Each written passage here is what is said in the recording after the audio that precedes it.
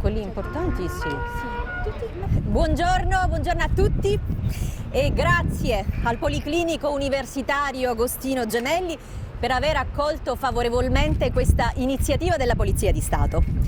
Un ringraziamento particolare e doveroso va all'Ufficio Comunicazione, alla Direzione Sanitaria, al professor Eugenio Mercuri e a tutti i reparti pediatrici dell'ospedale.